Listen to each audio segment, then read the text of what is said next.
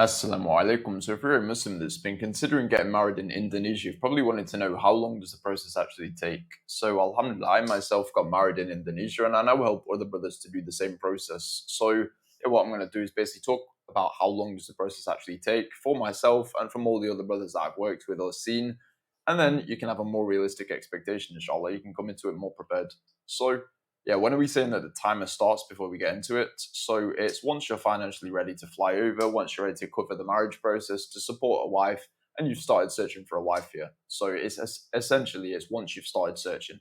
So how long does it take to find a sister? So we're going to talk about what do most brothers do and what is the actual best path to take. So what most brothers do is they waste months on these typical apps. So maybe you're in that situation right now, maybe you've already done it. Maybe you've just deleted all the apps because you're fed up with them.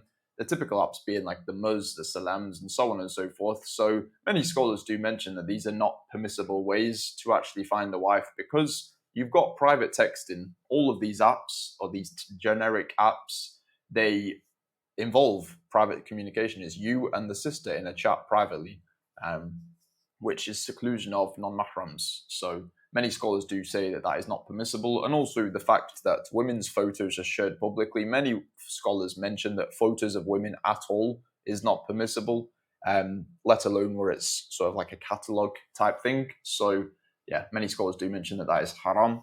So most brothers, they simply waste months on those apps. Either they're rejected, so sisters keep rejecting them.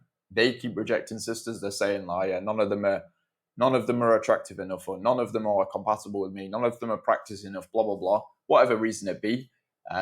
Or they have process break off. Maybe they make progress. Maybe they actually reach the wali stage. Maybe they're actually talking for months with the sister, which we'll get into in a minute. But basically they're talking. Maybe they actually do make a bit of progress, but then it breaks off for whatever reason. So some let months pass by as they've just got no idea where to look. They're like, I don't know where to look. Okay, I want to get married in Indonesia, and then it full stop. They don't know where to look from that point. So from what I've seen, processes which brothers are trying to use these apps generally don't seem to have a lot of barakah in them. They seem to just, it's like you can't seem to make any progress, or people just don't seem to make progress. It's just what I've seen generally as the pattern. Like just so many brothers, they come to me, they've been on these apps, they had a process break off, and now they don't know what to do. Or they've been using these apps, but they've just not been making any progress. That's basically, like, I come across so many brothers like that. It just generally isn't the best approach. So other brothers, they spend thousands of dollars flying over. So maybe they are of the opinion that these apps is not permissible and they just don't know where to look. So they fly over, or they just want to fly over for whatever reason. This is just a common pattern I've seen. They fly over, so they spend however much it costs to fly over, however much it costs to actually be here. They spend quite a lot of money basically to come over to Indonesia to try to find a wife. Like, they're coming over basically with the intention to find a wife. So I've just never seen it work. I've never seen anyone where they come over, they stumble across a wali, whether that be they've gone into a masjid asking, or they just for some reason stumble across it. I've just never seen it work. They all end up like, either they find their wife whilst they're just in wherever they are. They're in Dubai, they're in the UK, whatever. They find their wife there online or through a connection. So, or even the ones that do fly over, they fly over to Indonesia to try to find the wife. They find the wife online still or through connections. So they didn't have to come over to Indonesia for it. I can understand if you want to fly over to Indonesia as a trip to see how is Indonesian culture, this, then it can make sense. But you don't have to fly over to Indonesia to actually find the wife, is the point. So, so I've just never seen them where they find them in the masjids or in person. So that's just something to note. The brothers that have worked with me, basically, because I help people get married in Indonesia, like I mentioned at the start, I help people get married in Indonesia. The people that have worked with me, they have been in supervised contact. What do I mean by that? I mean, they're in a chat with the sister and with her wali. Generally, it's the wali. Sometimes it's the mother, but generally it's going to be a chat with the sister and the wali. The point being, supervised contact, it's not one-to-one private communication. So, in supervised contact with multiple sisters based on their preferences within 7 days. So that is just what it's been working with me. And I help brothers basically use these practicing Indonesian matchmaking channels. So they just don't know of these. Most brothers do not know of these platforms that Indonesians actually use, like practicing Indonesians, Salafi Indonesians actually use. Where are they? most brothers don't know where they are. I basically show you where they are, and I basically show you how to navigate this, and yeah, support you through the process. So that is what I do. And yeah, within 7 days, that has been generally. So vetting. Now, many brothers, they spend months or even years. They do spend stuck in this stage. Why do they do so? Generally, it's when they talk privately. Like, people think it's like a shortcut to talk privately with the woman. However, generally, the absolute slowest processes end up like that. Like, the amount of people that come to me and they say they've been in a process before and it broke off. They were getting to know each other for 8 months, and they were talking privately the entire time. The wali wasn't even involved the entire time, or maybe when the wali got involved after a year, he said no. Um, this is a very, very common thing that I see. They talk privately with the sister, and slash or they're not even ready. Like, many times they're not financially ready, they're not able to fly over, they're not able to do this, they're just simply not ready to get married in Indonesia, and then it breaks off. So the example that I have is one brother. He came to me and basically said he's had a process. Like, I asked, have you ever had sort of any experience trying to get married in Indonesia before? He said, yeah, he was in a process. I'm not quoting this directly. It may not have been 7 months, but I think it was 7 months from my memory. He'd been in the process for about 7 months, talking privately with the girl, one on one, and then she married someone else.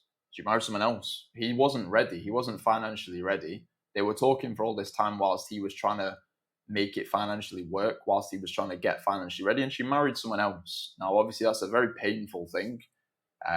But yeah, like I mentioned, it just does not seem as though there's any barakah in any processes where it's private communication. So yeah, may Allah make it so all the brothers watching are not in processes like that. So in many places, including Indonesia, people will default to an arbitrary time frame. So, okay, let's get to know each other for 6 months. Let's get to know each other until 2027, until 2028. This. What did the Prophet ﷺ say? "O Ali, three are not to be delayed: salah when it is due, the funeral when it is presented, and marriage for the single woman when someone compatible is found." So, not to be delayed. So, some families, they will simply reject. They will not allow to go through the process unless you agree to a long unnecessary delay, whether that's because they fear social pressure of people viewing them as they've just had a rushed marriage process, this, whether they fear that and thereby they completely reject you actually moving forward and getting married within 3 months, for example. That can happen. Some, they will accept it where otherwise they would have defaulted to the cultural delay. Some of them will actually just be happy, like they wanted it to be done with no delays, and they'll be happy that you was clear about it. So you've got those three scenarios. Why do brothers agree to unnecessary delays is common, that practicing brothers, regardless if they're practicing or not, they'll agree to unnecessary delays. Generally, it's going to be what's called one-itis, which is like, this is the one. And why do people have one-itis? It's because they don't know where to actually look. Like, if you found one practicing sister amongst hundreds of non-practicing sisters on these apps, for example, you're then going to not think there's many practicing sisters about. You're going to think, oh, it's very difficult. This is the one. I may as well agree to this 1 year process. And that's completely up to you. If you want to do that and you're fine with that, then it's no problem. But it's best not to be doing that as a reason of one-itis. So if you actually know where to find quality sisters, then you would not have that. So I've seen brothers marry where the vetting stage is like, what am I saying is the vetting stage? It's basically you found the sister and it's between you found the sister and you're married. So yeah, I've seen where it takes like a year and it's worked, they're married. Some it takes a month, 2 months. So it does depend on different variables. If you're going to fly over to try to find a wife, this is just a point for anyone who's like, I really want to fly over and try to find a wife for whatever reason you want to do so. Make sure it's a one-way flight. Don't book like a 1 month return flight where you're planning you want to actually get married within that time frame, which maybe to some people that sounds silly, but people do this. They do so. So why do I say that?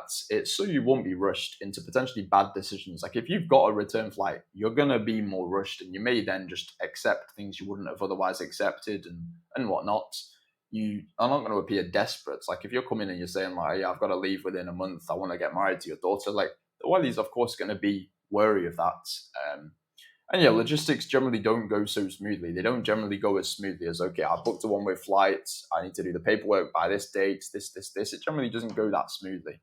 So you want to be flexible. You want to not have a return flight booked if you're going to be doing so. So yeah, what's the best approach to vetting? And what's the best approach to the process just in general? So you can actually see, okay, what am I going to do instead? I've seen what the brothers do where it delays it. What do I actually do then? So basically find the wife online slash through connections from where you are currently. So you're sitting in Dubai, you're sitting in the UK, Canada, blah, blah, blah. You find the wife from there. You then vet to outcome via supervised video calls. What do I mean vet to outcome? I mean, you do vetting, you do vetting up until you've got clarity that you're compatible or you're not compatible. So you could have one call and then you're like, we're absolutely not compatible. There's your outcome. You're not compatible. Or you could do 3 video calls and you're like, okay, I think we're completely compatible. I have no more questions and whatnot. Therefore, you move forward. You've vetted to the outcome that you are compatible. Now, then you fly over. So you both come to the point, you and the sister, you've come to the point where you agree we're compatible. So then what do? You fly over to Indonesia to see each other in person. So she can look at you, you can look at her actually in person rather than just these video calls, obviously supervised with the wife, not one-to-one meetings or anything like this. And then you've done that first meeting. And then the next meeting, you can agree to get married. So you ask their father for permission that you want to agree to get married. And then basically you sort out the logistics, the paperwork, this, you're in Indonesia, and then you get married. So that's generally the best approach, generally the quickest approach, and also the best Islamic approach. So how long does vet to outcome actually take? You may be wondering. So there's obviously no fixed answer because it's vetting to an outcome. We can't determine outcomes. It's until you both feel that you're compatible. So for some people, some situations that can be longer, some it can be shorter. There's no reason why you do 2 calls per week for 4 weeks. That's 8 calls. There's no reason that shouldn't give you enough clarity. So that's 4 weeks, obviously, is a decent benchmark, but it can be less, it can be more. So, and the fact that you're doing it from where you are currently anyway means that you have more flexibility with that. You're not like you're trying to get it done within this 1 month that you're off work to be in Indonesia or whatever. So, yeah. Logistics. Now you found a sister, you've checked that you're compatible, and you've agreed to get married. You're in Indonesia, you've just agreed to get married. The only thing left is to actually do the nikah, to actually get married. So many brothers, what they'll fly over for that first meeting, and then they agree to get married, but they've not got any documents prepared. They've not thought about documents. All they was thinking is, okay, I want to fly over, I want to see their sister first, and then I want to agree to get married. But they've not thought about documents. So in their mind, basically, they've just agreed to get married. They've just had a happy meeting, blah, blah, blah. They've agreed to get married.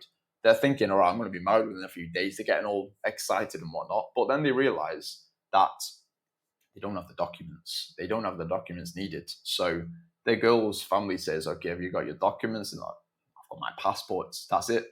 And then they realize they just hadn't thought about documents. Then they go and Google and they're like, okay, what documents does a foreigner need to get married in Indonesia? And then they see, okay, I've got to get an embassy document. Okay, I go on the UK embassy website. How long does it take to get this? I have to schedule an appointment. There's no appointments for 3 weeks. And then all of a sudden, that thinking of they're going to get married within days is vanished. And then they realize it's going to be longer than I was thinking. They likely need a birth certificate. They see, and then they realize, my birth certificate's in my cupboard at home. Got to go fly back to Indonesia, go fly back to whatever, the UK, or have it posted over by someone. Health checks, they have to schedule a health check with an Indonesian hospital and so on and so forth. Different places have different requirements. I've got another video on the channel about what documents you actually need. But the point being here is that people come into it, they've not prepared any of this stuff, and then it takes longer than they was expecting, which is not a nice feeling. Like you're thinking, I'm going to get married in a few days, and then you hear, no, it's going to be, you've got to wait a month. It's not a nice feeling. So yeah, and then the visa's about to expire as well. So they've done this, they've agreed to get married, they've just found out they've got to get loads of documents, the visa's about to expire, and then they're like, okay, this is different than what I was picturing it as. So they've gone from thinking they're going to get married within a few days to it's going to be about a month, I need to sort out my visas, they're getting stressed about documents, blah, blah, blah. So this is what happens to a lot of brothers. A lot of brothers have this exact situation. So yeah, they either extend their previous visa if they're able to. Like you're able to get a 30-day visa on arrival at the airport or just online before coming, and then you're able to extend that for another 30 days. Now, a lot of brothers, they just don't know this, whereby some, they actually literally fly home. Like they literally fly back to the UK or something because they don't think of any other option. But you're able to extend the first 30-day visa to another 30 days, which generally for most brothers is going to give you enough time. So basically the point there, don't just think you have to fly home to then be able to come and get a new visa. There's other options. Yeah, or they border hop. Some brothers, they do border hop. They'll fly to Singapore or Malaysia for about £80 or whatever, and then they'll fly back. Um, and then they get a new visa on arrival. So this is what some people do. So yeah, basically they have visa issues, but then they figure it out. They figure it out.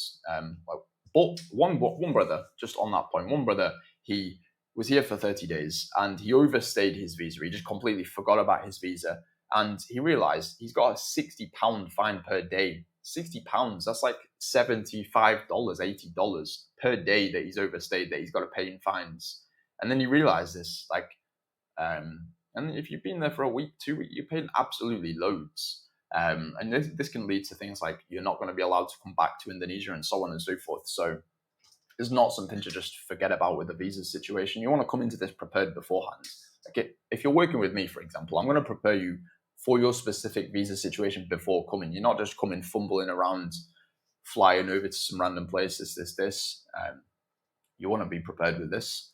So yeah. Then basically they fumble around. They're going here and there and everywhere, getting stressed, going doing documents. They realize, oh, okay, now I've got to arrange the walima. I've got to go buy the mahar, this.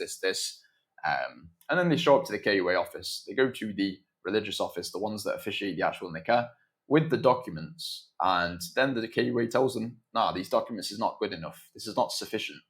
They realize, I followed this Google list that I just searched randomly, but now I'm realizing each KUA in Indonesia differs on what they require for documents. Then they realize this. So they've had all this delay. They've then submitted the documents, and then they're told, nah, you need to give more, which is also going to be frustrating. Then they re-prepare the documents. They re-prepare from this new list. For example, this could be you need to get a birth certificate, but it needs to be in a different format. Like this happened for me. I gave my birth certificate in, but then they asked I need it in a different format. So I had to then order it from the UK, which I think it's not that bad, but it takes like a week to have a new birth certificate posted over. It has to be in a different format, whatever. That's one example. And there can be other examples. You then submit this new batch of documents based on this new list they've just gave you. But then they ask you to prepare more. And then you're thinking, why did you not just say it all at once? But it's just the way it goes in many cases. So eventually, though, they get married. They get married after months of chaos. Now, some people probably, I've never seen it actually happen, but some people probably go through all this hassle and then it breaks off. Actually, I do know one brother that he was going through all this logistics stuff and then it broke off. And that's going to be a very annoying thing. Some people, they can just get so fed up of this logistic process that they end up literally walking away or whatever. But yeah, after months of chaos, they basically get married. They get married. They spend way more than they needed to. They have a lot of annoyances, but they end up getting married. What's the solution to all this? How do we avoid these common pitfalls, these common mistakes? So this is the full process, start to finish. You can just screenshot this page. I'll move my face thing at the end. You can screenshot the page. But yeah, what is the process start to finish in the smoothest way that I've ever seen? It is find your wife online / through connections from where you're currently at. So we mentioned that in the beginning. Then vet to outcome on supervised video calls. Then book a one-way flight over to Indonesia where you're going to see the sister. And then if it's all good, you're going to then agree to get married. And then you'll stay to sort the logistics and actually get married. So a point on that is basically pre-schedule the embassy meeting. Like we talked a bit about the documents. I do have another video about it, but pre-schedule the embassy meeting, even if you've said you're going to fly over to then see each other first, but still pre-schedule the embassy meeting, because what's the worst case? You meet and then you realize, oh no, I don't want to marry this sister, or vice versa. And you can just cancel the embassy meeting. So pre-schedule the embassy meeting. Ask the KUA. There's another video about this, but ask the local KUA for what documents they require for you. Prepare the documents beforehand. If there's anything you need to bring over, bring it over. If you want me to just help you do this, then you can go to the link in the description. But basically, bring these things. So then it's all ready. It's all ready. You fly over, you do the first meeting, you see each other, and then you've already got the documents prepared. It's a lot faster and it's a lot smoother, inshallah. Then, yeah, see the sister / family in person, agree to get married, submit the documents that you've already prepared beforehand to the KUA, schedule the nikah date, which can be done like 2 days after you've gave the documents in, generally. Arrange the walima and the mahar, and then complete your nikah. So that is the smoothest way that I've seen to do it. If you want me to just help you do all this, you want me to literally work with you through the whole process to make it a lot quicker, to help you avoid a lot of mistakes. You don't have to figure it all out yourself. You can go to the link in the description, and inshallah I can help you through this. So yeah, assalamu alaikum.